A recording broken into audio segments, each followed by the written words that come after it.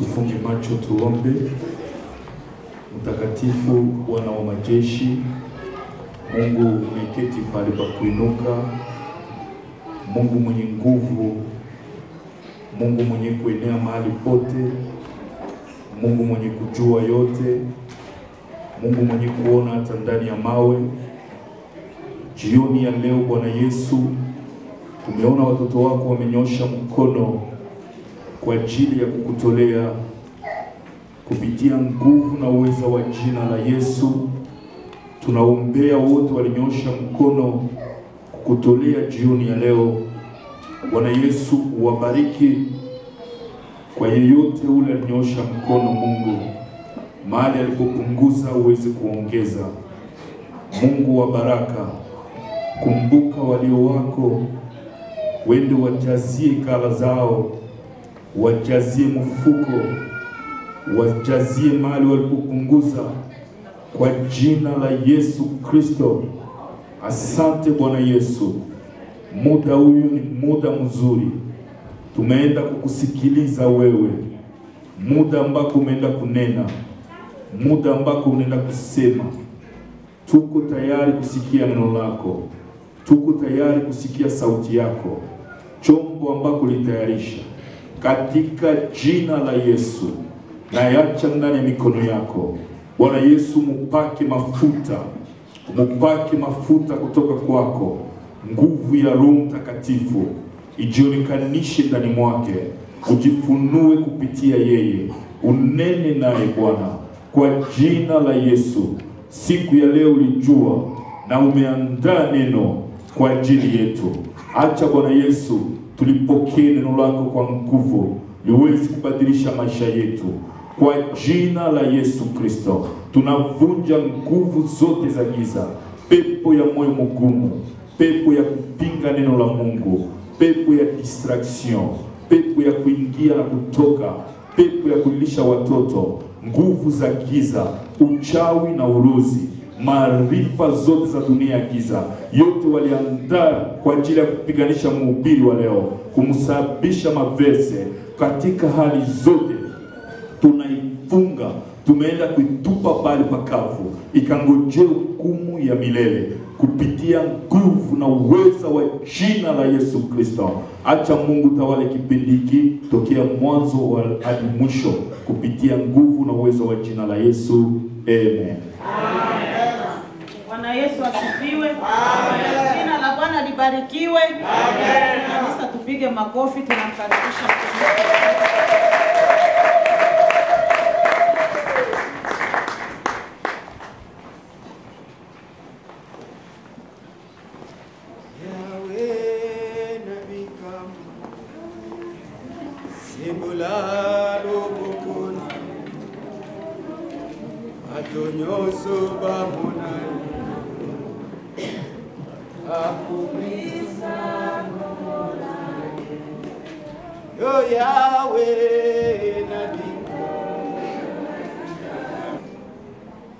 Jina la Bwana Yesu libarikiwe sana. Amen. Usiogope, nitatumia muda.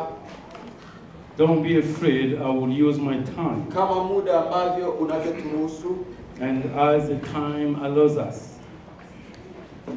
Nitazungumza neno la Mungu. I will speak about the word of God. Kila kilichotendeka hapa na kilichopitika ni kwa ajili ya utukufu wa Mungu. Whatever has been done here, it is for the glory of God. Inayobaki tu, and whatever remains, ni kusikia Mungu anataka kukuambia nini. Just to listen to what God would like to tell you.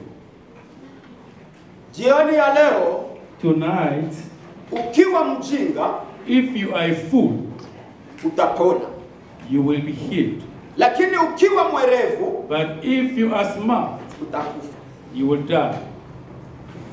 Ukionyesha kwamba, ukijijua kwamba mimi ni mjinga, if you know yourself that I am a fool, ujinga katika maandiko, foolishness in the word of God, haimaanishi kama sisi tunavyomaanisha. It doesn't mean the way that we are speaking about it. Sisi ujinga tunaita kwamba ni tusi. And foolishness to us, it is like an insult. Lakini Petro alipokuwa anahubiri siku ya Pentecost, And when Paul was preaching during the Easter, Peter was preaching during the Easter, ujinga aliyokuwa anawaambia and the foolishness he was telling them ni kwamba walikuwa wanafanya mambo wasiojua madhara, matokeo yake. because they didn't know the result of the things that they have been doing. Na ndiye maana For that reason, Mungu si mwepesi wa kuhukumu ujinga. God is not in a rush to judge foolishness. Mungu hawezi kumhukumu mjinga. God doesn't want to judge a foolish person. Ndiye maana kwenye nchi hizo za Waarabu, And if you see in Arab countries, mahala ambako neno la Mungu alijafika, and where the word of God didn't reach here, kwa sababu kinachotutoa ndani ya ujinga ni neno la Mungu. and whatever is taking us out of foolishness is the word of God. Mungu anaruhusu watu wa misioneri ama watumishi wake God allows the missionaries or his people waende katika nchi ambayo hawajasikia neno, to go wherever the gospel has not been preached, hata kama watauawa, even if they will be killed, lakini watoke katika ujinga. but they have to get out of foolishness. Haleluya. Hallelujah. Jioni ya leo Tonight, nitasoma maandiko ambayo nilikuwa nipanga nitafupisha. and I will just shorten whatever scriptures that I have, Kitabu cha Matendo ya Mitume and the book of Acts, sura ya kwanza mstari wa 6 mpaka wa 8. Acts 1, 6 up to Act 1, 6 up to 8. I read the word of God. So when they had met together, they asked him, Lord, are you at this time going to restore the kingdom of Israel? He said to them, it's not for you to know the times or dates the Father has said by his own authority, but you will receive power when the Holy Spirit comes on you, and you will be my witness in Jerusalem and in all Judea and Samaria, and to the ends of the earth. Amen. Nasoma Matendo ya Mitume sura ya kwanza mstari wa 6 hadi wa 8. Maandiko yanasema, basi walipokutanika wakamuuliza wakisema, je, Bwana, wakati huu ndipo unapowarudishia Israeli ufalme? Akawaambia, si kazi yenu kujua nyakati wala majira Baba aliyoyaweka katika mamlaka yake mwenyewe, lakini mtapokea nguvu akiisha kuachilia juu yenu Roho Mtakatifu, nanyi mtakuwa mashahidi wangu katika Yerusalemu na katika Uyahudi wote na Samaria na hata mwisho wa nchi. Amen. Jina la Bwana Yesu libarikiwe sana. Praise the name of Jesus. Kichwa cha neno, The title, andika kwamba nguvu ya Mungu inabadilisha. write down the power of God changes or transforms. Nguvu ya Mungu inabadilisha. The power of God transforms. Narudi tena, nguvu ya Mungu I repeat inabadilisha. again, the power of God changes. Haleluya. Hallelujah. Mara nyingi sana Most of the time, tuko katika ujinga we are in foolishness kwa sababu because Mkristo a Christian, kama Mkristo as a Christian, anafikiria kwamba he's thinking first, au ninafikiria kwamba or I'm thinking first, siwezi kuishi maisha ya Ukristo. I cannot live a Christian life. Sababu ambayo tunayosema kwamba hatuwezi kuweza And the reason that we say that we cannot do that, ni kwa sababu it is because wewe unataka kujiweka jinsi wewe ulivyo. and because you want to place yourself in the way you want to. Na ni kweli sitaweza na wewe hautaweza. And whenever you say I can't do that, and then you prophesy that you will not do it, Ni kweli it's real. kama ni wewe binafsi, And if it's yourself, kama ni mimi, if it's me, sitaweza. I will not do it. I can't. Lakini maisha maisha ya Ukristo But Christian life, ni kupokea nguvu. it is receiving the power. Hiyo nguvu And that power, inapokuja kuishi ndani yako, whenever it comes to dwell in you, inakubadilisha. it transforms you. Ulikuwa mtu wa kawaida, And you were an ordinary man, unakuwa mtu usiyekuwa wa kawaida. and you become not an ordinary man. Ndipo watu wanasema, watu wanakushangaa. And that's why people will be astonished. Haleluya. Hallelujah. Kama hatuwezi If we can't kuishi maisha ya Ukristo, to live a Christian life, tusitumie Biblia, we don't have to use the Bible. tutafute vitabu vingine, And let's seek for other books. kwa sababu Because Mungu hakutumika na wamalaika. God didn't work with angels. Mungu anatupa tuangalie mifano kwa wanadamu waliozaliwa kama wewe na mimi. God has sent examples to people that were like you and me. Lakini walipokea kitu But they received something. kilichokuja kukaa ndani yao. And that came to dwell in them. Haleluya. Hallelujah. Ukristo, Christians, hiyo nguvu ninayokuambia, and the power that I'm talking to you, watu wengi most of people, tunajichanganya. we are getting confused.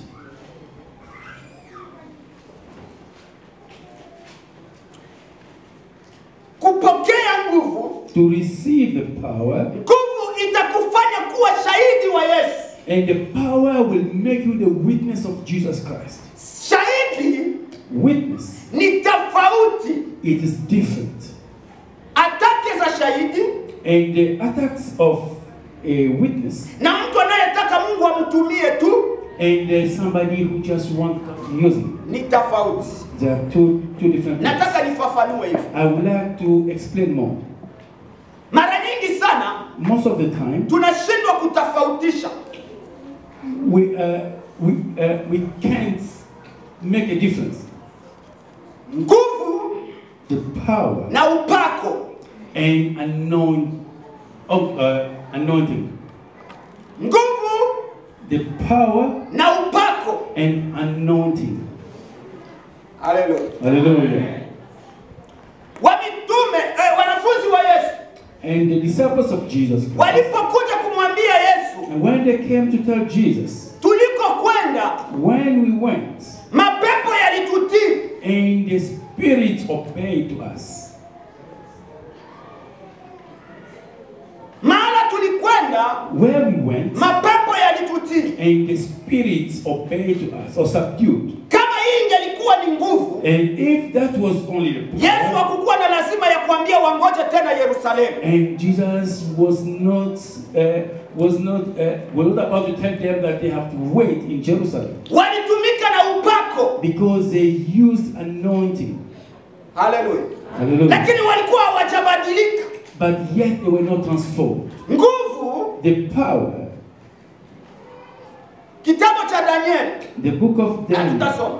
we won't Sura read. ya 3, And chapter 3, ukisoma mstari wa 22 22. and if you read the book of Makumbili Nambili, or Kuna 22, wavijana waliwatupa ndani ya tanuru ya moto. and there were the youth that were being thrown into the fury furnace. Ukisoma kwenye Kiingereza inasema vizuri. And if you read in English, it really explains well. Kilichounguza And that made people burn. wale waliokuja kuwatupa wale wa vijana ilikuwa And the nini? people who throw the three boys, what was it? Biblia inasema The Bible says, waliofika ndani ya moto and when they reached in the fire, walikuwa Meshaki, Shadraka na Abednego. and they were Shadrach, Meshach, and Abednego. Waliokufa juu wale walikuja kuwatupa. And those who died, they were the people who came to throw them in. Kilichowaangamiza ni nini? And what had destroyed them? Nani anajua? Who knows? Ha? Asante mama, ni nguvu za Mungu. Yeah, thank Lakini you, but the power of God. But ni moto uliwafuata kule juu. was it the fire that followed them? Moto, The fire. wale wa vijana ndio walikuwa ndani. Yeah, that's the place where the youth were. Kilichowaangamiza And what destroyed the throwers, ni moshi it was the flame ya nguvu ya ile moto. of the power of the fire. waliokuwa ndani ya moto And those who were in the fire, ni wale wa vijana. and those are the three. Nguvu ya moto, And the power of the fire, ndani ya nguvu ya moto in the power of the ndipo fire. kwenye Nebukadneza aliona And that is when Nebuchadnezzar saw, kuna mtu wa nne. and there was a fourth person. Haleluya. Hallelujah. Kuna mtu wa There nne. was a fourth person. Huyu mtu And that person, anaitwa moto ulao. and is a consuming fire. Kwa hiyo For that reason, nguvu the power na upako and ni anointing, vitu viwili tofauti. they are two different things. Mungu God, anaweza kukutumia kwa moshi inayoitwa upako. and God can use you by the flame that's called anointing. Upako The anointing, ni kujibu mabezwe ya watu wengine, and it is to answer people's needs. lakini nguvu But the ni power, kwa ajili yako wewe and mwenyewe. it is for you yourself. Na ndiyo maana For that, unaweza tumika kwa upako, and we can use anointing, lakini maisha yako hayabadiliki but your life didn't change kwa sababu hamuna nguvu. because you don't have power. Maana upako hautakubadilisha. Because anointing will never change you. Ndiyo maana For that reason, ninaweza nikahubiri, I may preach, ninaweza nikaomba, I may pray, nikatumika mkaona upako, and I can do, and then you lakini see that chuki anointing, hayaondoka ndani yangu, but hatred didn't leave me yet. wivu hauyaondoka, And jealousy, still there. ukabila haujaondoka, And tribalism, roho mbaya haijaondoka. and bad spirit. Yes, haleluya. Hallelujah. Nguvu The power, ni maisha it is life. ambayo Kristo That a Christian, anakuja kukaa ndani yako. that Christ comes to sit in you, Sasa kutunza nguvu and to protect the ni power. tofauti na kutunza upako. And it is different than protecting the Nguvu anointing. nguvu inahitaji discipline. And the power needs or requires discipline. Ndiyo maana usichanganyikiwe. That's why don't be confused. Mtu anaweza kafanya huduma And maybe somebody can do the lakini ministry, bado angali anazini. but yet is still Lakini bado anaiba. fornicating.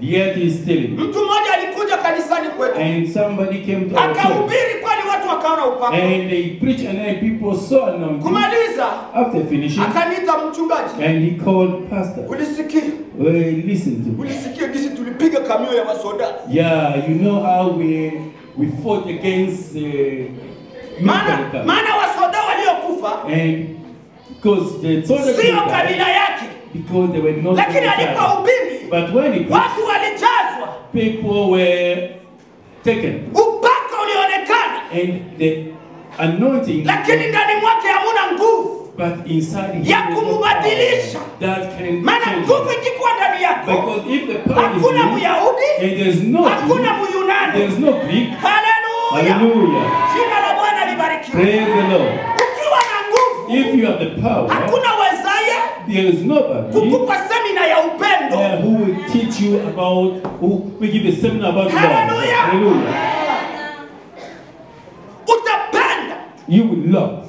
Hakuna mtu atakupa semina ya kusamehe, And there's nobody who will give you a seminar of forgiving. maana sio wewe unayesamehe, And because not you who aliye forgives, ndani yako ni msamaha. and because that one inside you is a forgiver. Haleluya. Hallelujah. Ukimwachia, If you leave him, kama utachukua discipline ya kutunza nguvu, and if you will get the discipline of protecting the power, hakuna mtu atakufuata juu ya kusamehe. and there's nobody who will follow you about forgiveness. Kozi ya kuwa tayari mwende mrudie kesho. Oh, I'm not ready, come tomorrow. Mpaka semina. And until you have a Watume seminar, watu na watu kukwambia usamehe or ndugu to yako. send people so that, oh, please forgive your. Huyo ni msamaha. And that is a forgiveness. Utakuwa ni wa kimwili. It is a corporal. Na ndio ule msamaha mtu asiyeusahau. And that's why the forgiving that somebody will not forgive. Lakini Okay. msamaha But the wa forgiveness nguvu iliyo ndani yako. of the power that is in you, Maandiko the yanasema, Bible says, Paulo anasema, Paul says, sio mimi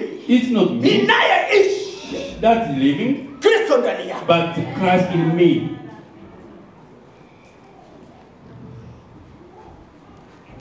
Haleluya. Hallelujah. Na ndiyo maana For that reason, kanisa limejaa the church is full watu wenye upako, and people with anointing, lakini haina watu wenye kuwa na nguvu ya But Mungu. there's no people with the power of God. Na ndiyo maana For that kuna reason, mtu there is a person, anaweza kuhubiri madhabahuni, yeah, may not preach here on the altar, anaweza kupewa hata kuongoza, and maybe he's not even giving time to lakini lead. akaishi maisha ya Ukristo kuliko anayehubiri, And he's living a better Christian life than the one who is kwa preaching. sababu anayo nguvu ndani yake, Because he has the power in him. nguvu ndani yake. A power in him. Haleluya! Hallelujah. Leo Today, tutafute nguvu ya Mungu, let's seek for the power of tutafute God. nguvu ya Mungu, Let's seek for the power of maana God. inatufanya kuwa mashahidi, Because it's making us to be the witness. watu wavutiwe na maisha yetu, So that the people can be attracted watu by our wavutiwe na lives. maisha yetu. So that people can be attracted by our Jirani lives. yako. Your neighbor. Uwe shahidi wa Yesu. You must be the witness of Jesus. Shahidi wa Yesu The witness of Jesus. sio kwenda unashahidia vyenye Yesu alifanya. Oh, it's not by testifying what he Shahidi did. A witness. ni kuwa ambassador kama hao vijana walivyo. Yeah, it's to become an ambassador like those teenagers. Watu wajiulize, Yeah, people will ask nani themselves, aliyekubadilisha? who transformed you? Tunakujua wewe ulivyokuwa. Yeah, we know you that you were Tunakujua fire. wewe ulivyokuwa. Yeah, we knew you that you were tall. Ndio maana maandiko yanasema That's why the Bible says, alipokufa tulikufa naye. yeah, when he died, Kwa hiyo mimi siishi tena, and I don't live Kristo anymore, ndani yangu. but Christ in me. Kama mimi nilikuwa mwenye hasira, And if I was the mwenye angry hasira person, alikufa. and the angry one died, Yana anayeishi. and the one who lives, Tutoke mu distraction. let's get out of Tutafute distraction. nguvu ya Mungu Let's seek the power of God. Let's seek the power of God inayobadilisha. that transforms. Shetani anaweza akakuchezea, And maybe the devil can play with you. anaweza akakuridhisha, anakuacha unahubiri, Yes, he might make you feel satisfied, let you anaweza preach, akakuacha ufanye huduma zozote, and he will let you do whatever ministry, lakini akakutesa, but he will make you maana suffer. ndani yako hamuna nguvu, Because in you, there's no maana power. upako Because ni anointing, kwa watu wengine, it is for other people. sio kwa ajili yako It's binafsi. not for you yourself. Ndiyo maana Yesu That's why Jesus, alikuwa angoji kumwambia mtu tubu kwanza dhambi zako, yeah, he didn't wait to tell people, oh, please, alikuwa anamdeliver, he will deliver, kisha anamwambia and after telling him, usirudi tena, don't do it again. anamwambia He will tell him, usirudi, don't come back to ili me, nguvu ikae ndani yako. so that that power can dwell in you. Nguvu ya Mungu The power of God, haiwezi kukaa na dhambi, and will not dwell with lakini sin. utaweza kutembea na upako, But you might walk with anointing. unaweza tembea na upako, You might walk with anointing, lakini ukafanya vile unataka. but you will do whatever you want. Hauwezi, lakini nguvu ya Mungu haiwezekani. But with the power of God, you can't.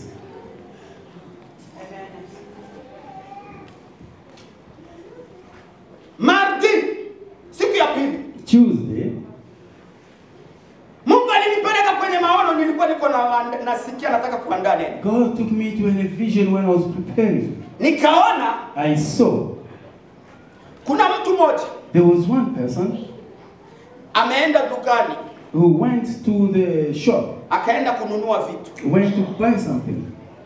Hii duka And this shop, kulikuwa hawaingii kwenye mlango, and you can't go in.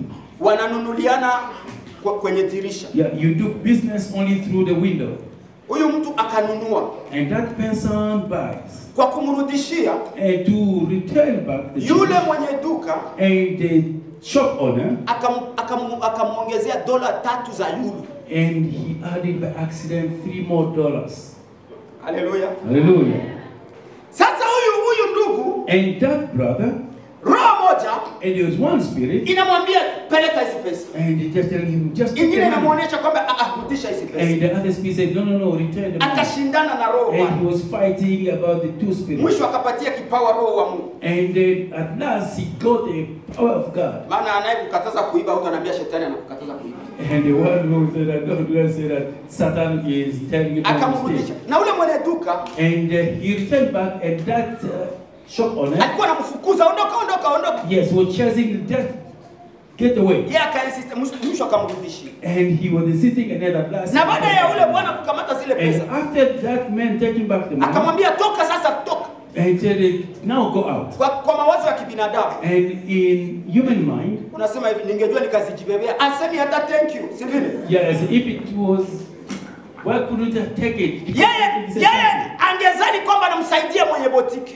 Yeah, he was thinking that he was helping the shop owner. Kumbe hakujua. But he didn't know. Baada ya hapo, After that, alitembea kama hapa na pale Colfax. and he walked like from here up to Colfax. Nikaona kuna upepo unamzunguka. And I saw a storm, Inamzunguka huko unataka kumnyanyua. and it was surrounding him and trying to lift him Upepo up. mkali And unamzunguka unataka it was a kumnyanyua. great storm trying to lift him, Lakini haukuweza kumnyanyua. and he could not. Upepo ukavuma, And the storm was really, lakini hakutoka chini. and he didn't go down. Mwisho nikaona And at last I iko saw, anafanya mikono hivi. and he was trying Na to mtu do mwenyewe alikuwa something. mwembamba. And somebody was very thin, Akafanya mikono hivi. and he did his hand like that. Ule upepo And that storm, uliposhindwa, and when it was conquered, uliposhindwa kumnyanyua, and when it was defeated, instead of nikaona lifting, anakamata hivi. and I saw he took like that. Alipokamata hivi, When he took like ule that, upepo ukajifunua kwamba ilikuwa ni nini.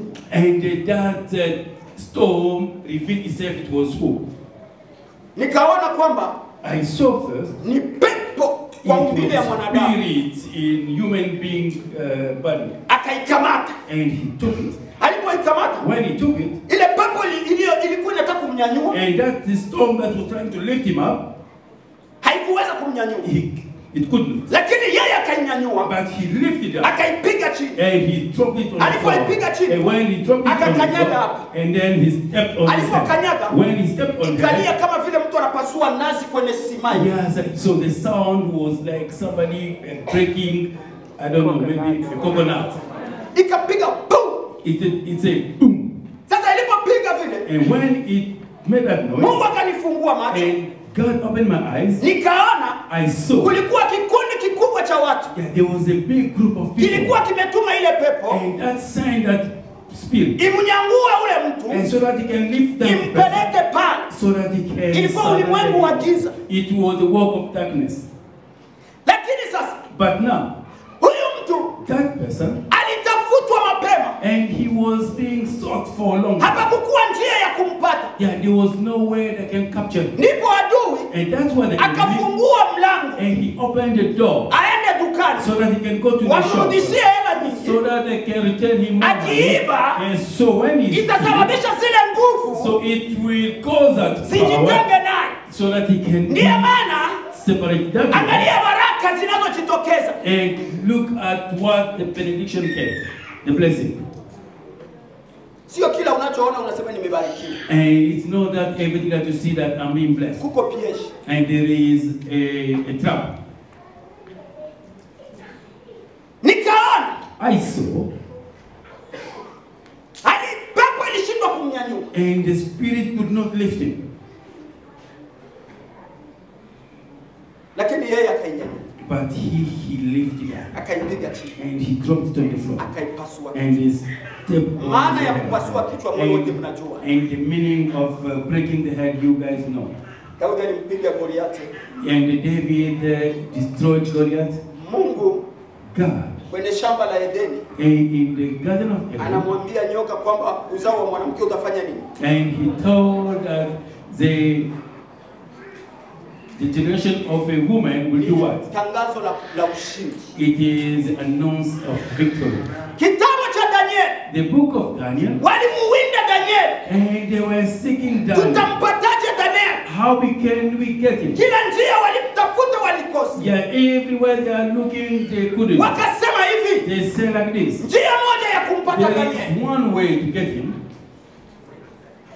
tumchonganishe na Mungu and we have to confuse ambaye him. yeye anamwabudu. Yeah, the God that he's adoring. Kwa hiyo For that reason, akiingia and whenever he enters kuabudu Mungu mwingine, to worship another ile God, nguvu iliyo ndani yake and that power in him, itamwacha, it will abandon him. nasi tutampata. And that way we can Ndiyo maana kanisa, That's why the church, kesha sana.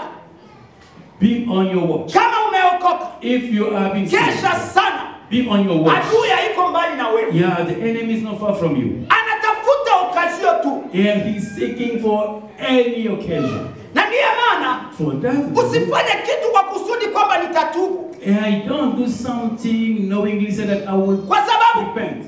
kabla hujatubu And before even you repent, kuna mwiba shetani anakuwa ameuingiza. yeah, there is a way that the devil can penetrate. Unaweza ukasufiri And you might suffer. na mwiba ambayo adui ameingiza, And that pain that the enemy is attacking you. siku ambayo umeenda nje na mapenzi ya Mungu, And the day that you went out of the will of God, unakuya kutubu, and you are coming to repent, unakuya kutubu, you are coming to lakini confess, tayari mwiba umebaki ndani yako. but yet the seed is in Na you. muda mwingine And sometimes, Mungu ashindwi kuuondoa, and God doesn't, God doesn't want to remove it. lakini anaweza kumwacha mpaka ujifunze kitu. Yeah, might leave it so that you can learn a lesson. Haleluya. Hallelujah. Tunza nguvu ya Mungu, Protect the power of God. nisirizike na upako. And don't content yourself with Tunza nguvu anointing. ya Mungu. Please keep the power of God. Upako utaweza kusaidia watu wengine. Yes, the anointing, you might help other people. Mbona ningali na nini? Kama Mungu angekuwa alishaniacha ningekuwa niko hivi. Huyo ni upako. Yes, oh, let me do that. If God was not with me, He would have abandoned me already. This is only anointing. Nguvu ni kwa ajili yako. And the power, it is for you. Mwambie jirani yako, Tell your neighbor, nguvu ni kwa ajili yako. the power is for you. Ndio maana kama tumeokoka, That's why if we are being saved, tusimupe nafasi ya adui and do not let ndani ya nyumba. in our house, Shetani anaweza kututafuta. and the enemy can see, Adui anaweza kututafuta. and our enemy can Baba see Dina us. alisema hapa, And Papa Dina said here, Shetani anatafuta nitafanyaje? and the enemy was looking, what shall I do? Nitamnyanyuaje? How could I lift him up? Kila kija And if every time he comes, anamkuta aliye ndani yako ni mkuu kuliko. yeah, he will find that the one who is in you is greater than. Haijalishi umbile, And no matter what, haijalishi hata ungekuwa mtoto mdogo, and no matter if you are even, lakini kama utatunza, but if you will keep, kama utatunza, if you will conserve, haleluya, Hallelujah. kama utatunza, if you will conserve, ndio maana nawaomba, that's why I'm begging you. Mungu ananituma nikwambie And God is telling me to tell you, ya kwamba first, tutafute amani ndani ya manyumba yeah, we yetu. have to seek peace in our house. Haina lazima ya kuishi kama maadui, Yeah, there's no need to live as enemies, maana tutaishi mwiba wa shetani. because we are living the pain of the enemy. Akishaingia Once he is in, ataacha na kuharibu, and he will let you destroy. na nguvu zinabadilisha. And the power transforms. Kitabu cha Marko, The book of Mark, Marko sura ya 5 mstari wa 25 mpaka 31. Mark 5, 25 mpaka 31. 25 up to 31. I read the word of God. And a woman was there who had been subject to bleeding for 12 years. She had suffered a great deal under the care of many doctors and had spent all she had, yet instead of getting better, she grew worse. When she heard about Jesus, she came up behind him in the crowd and touched his cloak. Because she thought, if I just touch his cloak, I will be healed. Immediately, her bleeding stopped, and she felt her body that she was free from her suffering. At once, Jesus realized that the power had gone out from him. He turned around in the crowd and asked, "Who touched my clothes?" And you see the people crowding against you. His disciple answers, and yet you are asking, "Who touched me?" Amen. Amen. Natusoma kwa Kiswahili, naona kwamba muda unapisha. Yes, we just read in English. I think the time is Ni right. habari It is a za news, mwanamke mmoja aliyetokwa na damu miaka 12. and it's about a woman who was bleeding for 12 consecutive years. Mungu God anakataza taifa ya Israeli and forbids the nation of Israel wasikule nyama na damu yake. and to eat the flesh Kwa and his sababu blood. Because anasema ndani ya damu muna nini? because in the blood, what there is, Muna uzima. There is Kwa hiyo life. huyu mama ametokwa damu miaka 12 alikuwa anapoteza nini? and that mom was bleeding for 12 years. What did she lose? Miaka 12. 12 years. Mama anatokwa na damu. She was bleeding. Anapoteza uzima. And she lost her life. Biblia The inasema Bible says, siku moja one day, akasikia habari. she heard the news. Akasikia habari. She heard the news.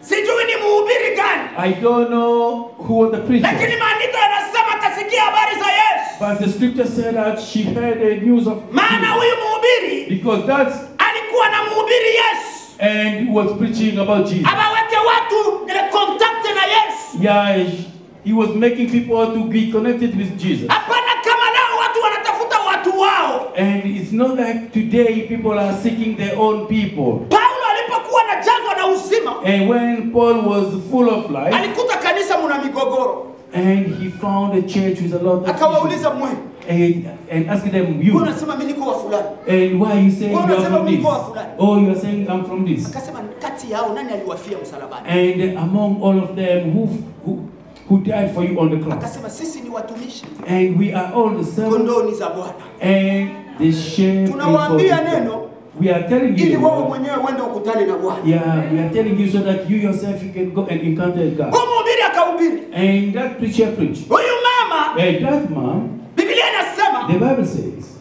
aliishiwa kila kitu. and everything was gone. Jambo la pili, The second aseme thing, alikuwa alishafanya gharama, aliguswa na mikono ya watu wengi. and the Bible said that she was touched by too many hands. Ndugu ya My beloved, Yesu Jesus ni solution. is the solution.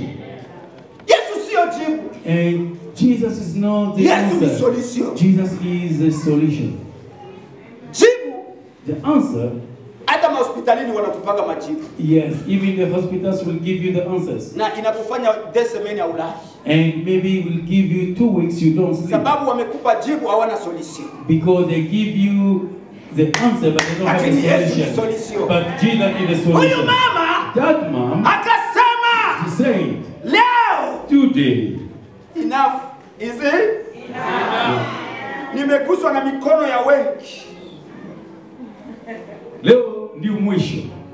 nimeguswa na mikono ya I've wengi, been touched by too many hands. nimewekwa mikono ya watumishi wengi. Oh, I was being touched by Sikiliza many nikwambie. hands. Let me tell Si you. kwamba watumishi hawana nguvu, And it's not that the ministers of God si have kwa power. sababu, si kwa kwamba Mungu It's not because God, hawatumikishi He doesn't use them, lakini but kuna muda mwingine there are sometimes, Mungu anakutafuta wewe huyo huyo, yeah, God is seeking you, only you. hataki mtu akurepresente. Yeah, there's nobody to represent Mungu you. anakutafuta wewe, God is looking for you. anataka mkutane naye, And He wants you to akufanye gather kuwa shahidi wake. so that you can be His witness. Maandiko yanasema The scripture says, huyu mama akasema, and that mom said, nimepoteza uzima, I lost my life. nikipita kwa Petro, If I pass through Peter,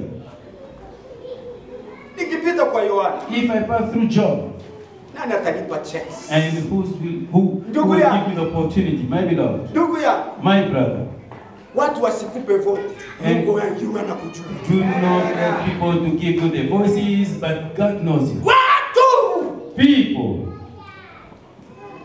hata ingelikuwa mu watu 10 and even it will be among 10 people, wapige kura, and they might do, wasipatikane wa kukuchagua, but there will no Bwana nobody. akikuchagua inatosha. And if God chooses you, it is enough.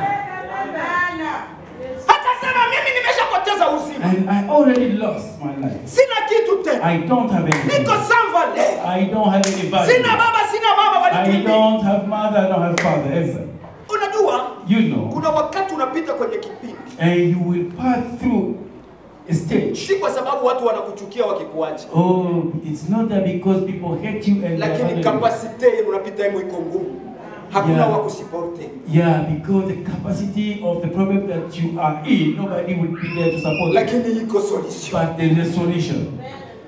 Mama akasema leo, And he said today, nikiuliza if I ask, niko rejete, I am rejected. nimepoteza uzima. I lost my life. Nikipita mbele yake, If I pass in front, nikipita mbele yake, if I pass in front, nitanyanguliwa. I will be lifted. Amezungukwa na watu, And he is surrounded. lakini mimi ninachokijua, But me, what I know, tapita hata kwa nyuma, I will even pass through the back. tapita kwa nyuma, I will pass behind. tapita kwa nyuma. I will pass behind. Haleluya! Hallelujah. Mama akapita nyuma, And the man passed through akamgusa behind Yesu. and touched it. Biblia inasema The hivi, Bible says, Yesu akasimama and Jesus stopped akauliza, and asked him, nani amenigusa? who touched me? Petro akamwambia, Peter told him, ona ukubwa wa mkutano, you see the greatness of people.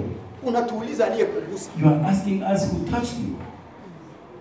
Ona mkutano jinsi unavyokusonga. And you see how the people are pressing against you. Yesu akasema, Jesus said, si watafuti wanaonisonga, I don't want people who are pressing against natafuta me. aliyenigusa. I'm seeking for the one who Wewe touched me. Yesu, Oh, your Jesus. unajuaje aliyekugusa?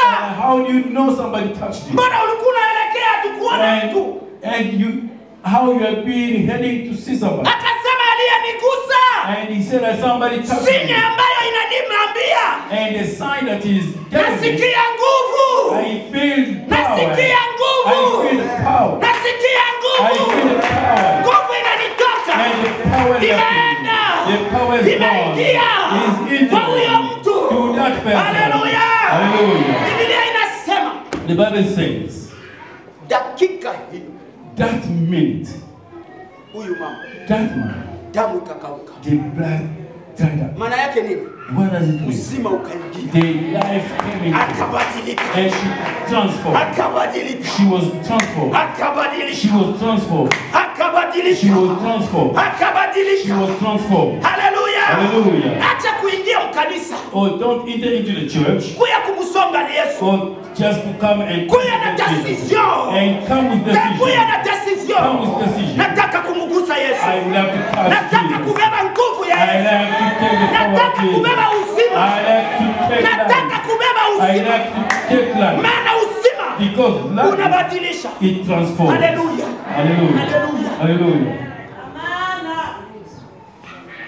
Unapita You pass. wakifanya If they say wiki mbili hauonekani kukanisa, 2 weeks, you will not come to church. kwa sababu Because nguvu power, haiko ndani yako. there is, you don't have power in you. Haleluya. Hallelujah. Lakini ukiwa na nguvu, But if you have power, Paulo anasema Paul said, wanapiga, you, wanadhani tumekufa, yeah, they think that I'm dead. lakini But I will go forward.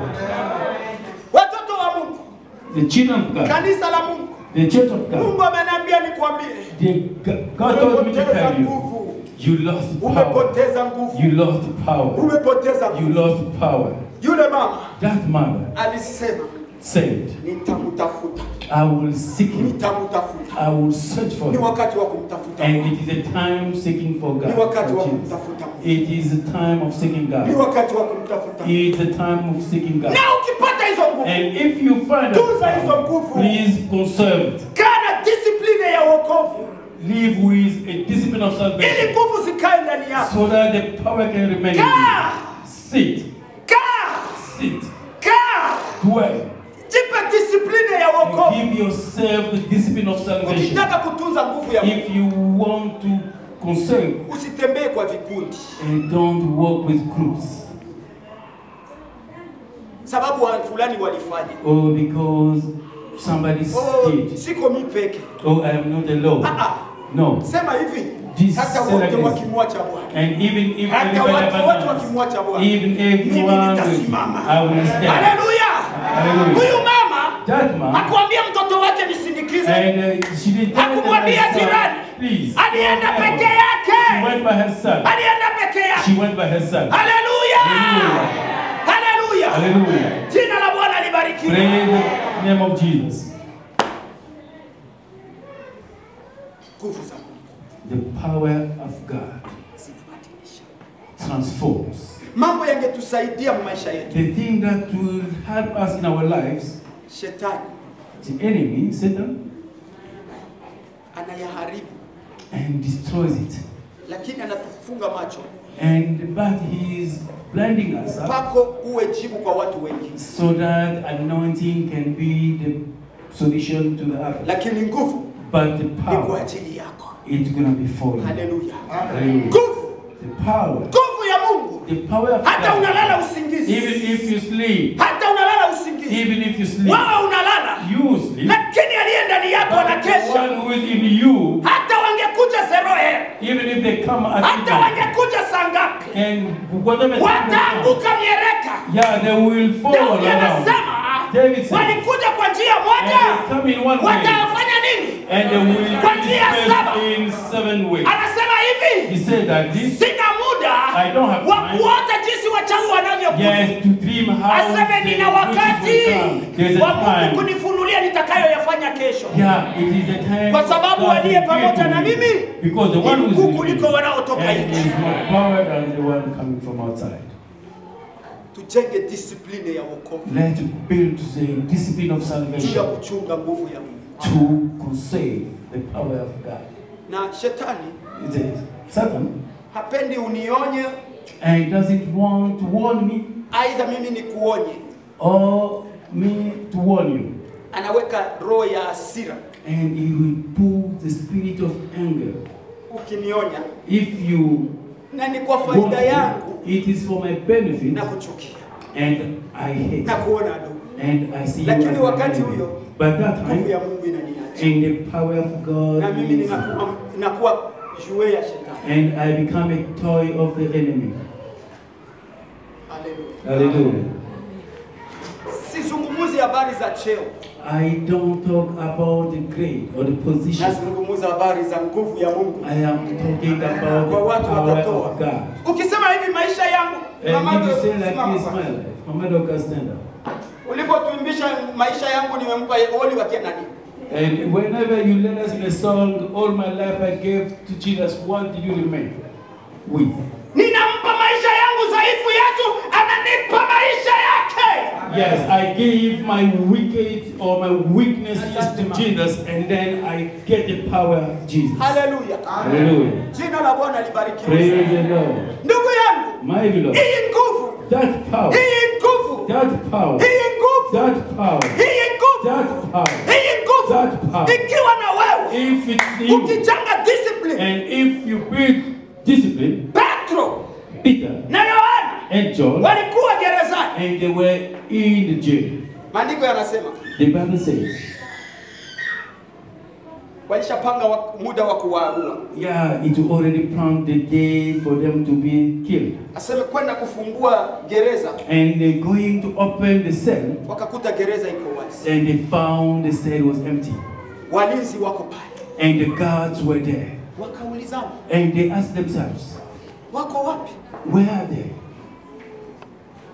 Aseme wale wenye kuchunga, And the one who were guarding, asema sisi tulikesha hapa but we were na here. hakuna aliyefungua mlango, And there was nobody who opened the door. hakuna aliyefungua There mlango, was nobody who opened the hakuna door. aliyefungua There mlango. was nobody who opened the Hakuna door. aliyefungua There was no one who opened the door. Aseme And said, wakaona kuna mtu anakuja, and they saw somebody coming akawaambia and told them, mnatafuta nani? who are you looking for? Aseme wale tuliowafunga. And the one that were in prison. Aseme nimewaona hekaluni wako wanamhubiri Oh, Yesu. I saw them in the temple, they are preaching. Maana Jesus. yake nini? What does it mean? Wao walichunga mlango wao, And they kept the door, lakini wanasahau they forgot ya kwamba nguvu ya Mungu ndani that the yako power of God in you haipiti kwenye mlango wa wanadamu. doesn't pass through the Aseme door. anatengeneza njia pasipokuwa na And he said njia. that I will make a way where there is no way. Haleluya! Hallelujah. Jina la Bwana libarikiwe Praise the sana. Lord. Kaa na nguvu ya Mungu. Sit with Nguvu ya the power of Mungu ni God. faraja. And the power of God Tunaweza is kuja, comforting. We might come. tutakufariji, We will might come and comfort you. tunakuonyesha, We will show you. lakini baadaye kila mmoja anakuambia And kesho everybody will tell you, tamkia kwa kazi, tunaanza oh, I will kukuaga. go to work, we are going to say bye-bye. Kama ulikuwa unacheka kwa sababu ya sisi kuwa pale, And if you are laughing because of us being there, tukiisha huzuni narudia. and whenever we go out and then Lakini sadness will ukitunza come. nguvu ya Mungu, But if you conserve the power hata of wote God, wakienda yeye and haondoki. even people leave you, Atakaa na wewe. he will sit with you. Paulo anasema Paul says, wote wameniacha, and everybody abandoned lakini me. Bwana amesimama na mimi. But God stand with me. Tunza nguvu yako. Conserve the power of God. Tembea kwa discipline ya Mungu. Walk with the discipline of salvation. Nguvu ya Mungu inabadilisha. And the power of God transforms. Mimi niseme kwa kutoka ndani ya Mungu. And I'm telling it from the bottom of my heart. Kristo anayelazimishwa kwamba kupenda. Mimi kwa kweli naona kama tunapoteza muda kufundisha kupenda, upenda. Nakwambia kwa hali ya asili ya kibinadamu. And I'm gonna, so sometimes I get stunned and how can we tell you that you have to love or love? No, the secret of human being. Unaweza kuonyesha upendo wa leo. And you might show people love of today. Kesho utachoka. And tomorrow you will get Lakini tired. kama But Bwana wa upendo akikaa ndani yako, if the God of love is in hakuna you, lazima ya kukufundisha. there is no need to Maana teach you. aliye ndani yako ndiye upendo. Because the one who is in you is love.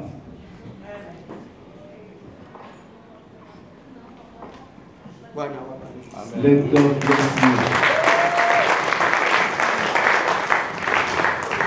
Nataka kuomba kwa ajili ya vijana ndio Pastor Mababa, Pastor Emmanuel. And we would like to pray for the youth. I will call upon Pastor Emmanuel, Pastor, and Mama Dorcas will come to present Pastor. We will pray for a short period of time, and because of the blessings.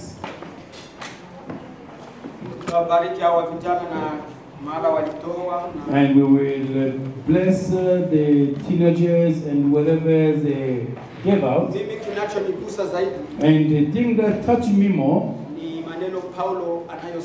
and the word that Paul said,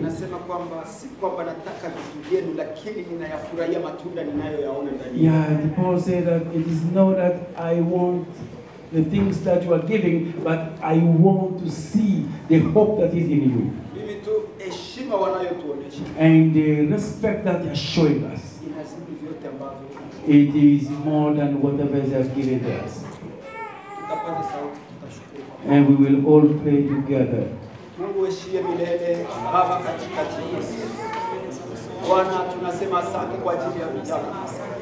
Tunasema asante, ashindwa cha kusema, lakini jina lako libarikiwe. Kwamba uliye hai Mungu, Bwana Yesu, katika jina la Yesu tunasema asante. Iliwe na ubarikiwe kwa yote ambao uwabariki, uwakumbuke ndani ya maisha yako. Endeleza Mungu yale ambayo unakusudia kwa maisha yako. Katika jina la Yesu. Asante Mama uliye mama. Asante Mama. Baba ninakushukuru. Asante kwa pendo lako. Heshima kwa jina la Yesu. Tusimame tufunge ibada. Let's stand, let's close the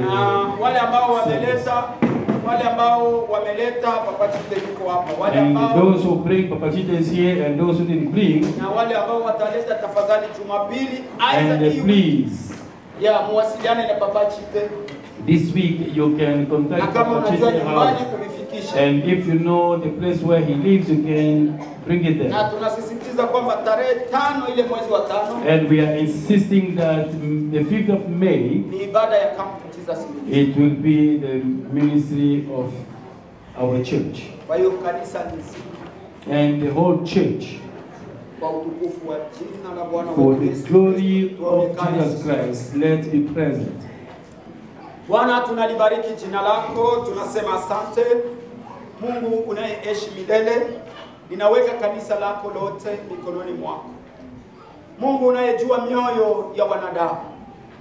Kwa yoyote ambaye amesikia neno lako na amechukua maamuzi kama yule mama alivyochukua maamuzi, maana yule mama alichoka. Mungu wangu, angalia baba huyu, angalia mama huyu, angalia kijana huyu na binti huyu. Ikiwa Bwana ataonesha moyo wa kuchoka na maisha nayo yaishi, akusogelee wewe. Mungu ninaomba Baba, fungua mlango, umujaze nguvu zitakazosaidia maisha yake. Nguvu ambazo zitamfanya kuwa shahidi wako kwa jina la Yesu. Ili asitembee kwa vikundi, lakini asimame katika kuulinda wokovu, maana anamlinda aliye ndani yake, asiachane naye.